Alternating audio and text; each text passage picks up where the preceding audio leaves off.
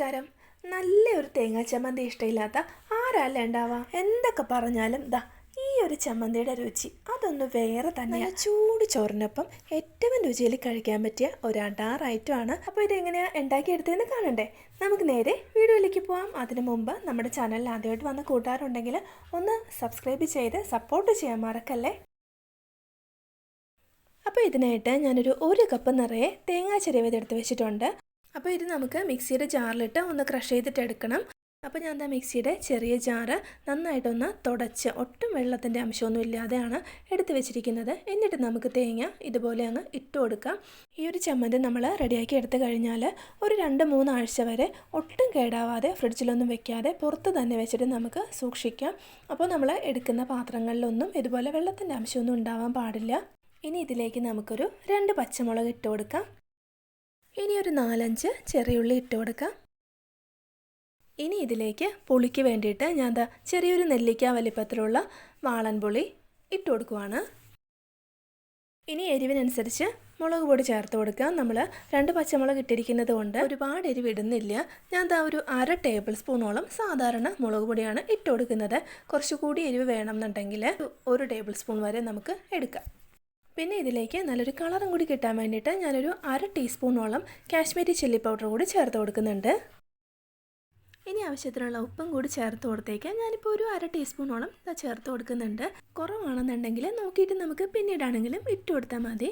ഇനി ഇതിലേക്ക് ഒരല്പം പോലും വെള്ളം ഒഴിക്കാതെ ചെറുതായിട്ട് നമുക്കൊന്ന് ക്രഷ് ചെയ്തിട്ടെടുക്കാം. ഇതാ കണ്ടില്ലേ, ഈ ഒരു പരുവത്തിൽ നമ്മളൊന്ന് അടിച്ചെടുത്തിട്ടുണ്ട്. ഒട്ടും വെള്ളമൊന്നും ചേർത്തിട്ടില്ല. വെള്ളം ചേർത്ത് കഴിഞ്ഞാൽ പിന്നെ നമ്മൾ ചമ്മന്തി താളിക്കുന്ന സമയത്ത് ആ വെള്ളം മുഴുവൻ വറ്റാൻ നിൽക്കണം. അപ്പോൾ അതിൻ്റെ ആവശ്യമില്ല. ഇനി നമുക്കിതൊന്ന് താളിച്ചിട്ടെടുക്കാം. അപ്പോൾ അതിനായിട്ട് ഞാൻ ഇരുമ്പിൻ്റെ ഒരു ചെറിയ ചീനച്ചട്ടി ഒന്ന് വെച്ച് കൊടുത്തിട്ടുണ്ട്. ഇനി ഇതിലേക്ക് 2 ടേബിൾ സ്പൂൺ വെളിച്ചെണ്ണ ഒഴിച്ച് കൊടുക്കാം. വെളിച്ചെണ്ണ നന്നായിട്ടൊന്ന് ചൂടായ ശേഷം ഇതിലേക്ക് നമുക്ക് 1 ടീസ്പൂൺ കടുക് ഇട്ട് കൊടുക്കാം. കടുകൊക്കെ നന്നായിട്ടൊന്ന് പൊട്ടിയിട്ടുണ്ട്. ഇനി ഇതിലേക്ക് ഒരു 2-3 വറ്റൽമുളക് ഒടിച്ചിട്ട് കൊടുക്കാം. വറ്റൽമുളക് നന്നായിട്ടൊന്ന് മൂത്ത ശേഷം കറിവേപ്പില ഇട്ട് കൊടുക്കാം. ഇനി നമ്മൾ അരച്ചു വെച്ചിരുന്ന തേങ്ങ ഇതിലേക്ക് ചേർത്ത് കൊടുക്കാം. തേങ്ങ ഇട്ട് കൊടുത്തിട്ട് ഒരു സ്പൂൺ വെച്ചിട്ട് നന്നായിട്ട് എല്ലാം കൂടി ഒന്ന് ഇളക്കി യോജിപ്പിച്ച് കൊടുക്കാം. അപ്പോൾ പെട്ടെന്ന് കരിഞ്ഞൊന്നും പോവാതെ മീഡിയം ഫ്ലെയിമിലിട്ട് ഒരു 2-3 മിനിറ്റ് നന്നായിട്ടൊന്ന് ഇളക്കി കൊടുക്കാം. ഉപ്പോ എന്തെങ്കിലും വേണമെന്നുണ്ടെങ്കിൽ നമുക്ക് ഈ ഒരു സമയത്ത് ഇട്ട് കൊടുക്കാം. വെള്ളമൊന്നും ഒഴിച്ചു കൊടുത്തില്ലെങ്കിലും തേങ്ങയിലുള്ള ആ ഒരു വെള്ളത്തിൻ്റെ അംശം കൊണ്ട് കുറച്ച് തേങ്ങ ഒന്ന് കട്ടിയായിട്ടാണ് ഇരിക്കുന്നത്. അപ്പോൾ ആ ഒരു വെള്ളം കൂടി ഒന്ന് വറ്റിക്കോട്ടെ. നമുക്കിതുപോലെ ഒന്ന് ഇളക്കി കൊടുത്തുകൊണ്ട് ചമ്മന്തി നന്നായിട്ടങ്ങ് ഡ്രൈ ആയിട്ട് എടുക്കാം. ഇതുപോലെ നന്നായിട്ട് ഡ്രൈ ആക്കും തോറും ആ ഒരു വെള്ളമൊക്കെ വറ്റി ആ ഒരു ചമ്മന്തിക്ക് ചെറിയൊരു മധുരിപ്പും അതുപോലെ തന്നെ നല്ല ഒരു ടേസ്റ്റും ഒക്കെ കൂടുന്നതായിരിക്കും. ഒരു പ്രത്യേക രുചിയായിരിക്കും കേട്ടോ നമ്മൾ ഇതുപോലെ ചെയ്തെടുത്ത് ചോറിൻ്റെ ഒപ്പം കഴിക്കുമ്പോൾ.